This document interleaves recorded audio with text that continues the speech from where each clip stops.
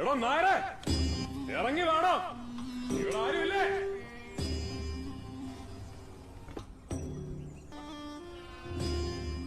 ആ പെണ്ണുമിളെ, നിങ്ങളുടെ കണവന്റെ കാക്കിയില്ലേ, അതിനെ ആണിയടിച്ച് ചുമരെ തൂക്കാം.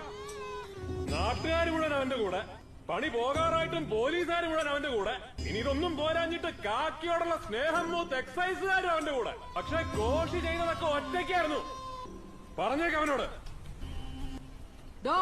ഒരു മിനിറ്റ്.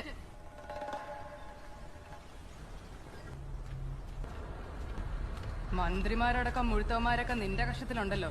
അപ്പൊ ഇതൊക്കെ എന്ത്? അല്ല, ഏത് നാടകക്കാരൻ നിനക്ക് ഈ വാചകങ്ങളൊക്കെ എഴുതി തരുന്നേ? നിന്റെ അപ്പനാ? അപ്പന അടങ്ങടേക്ക.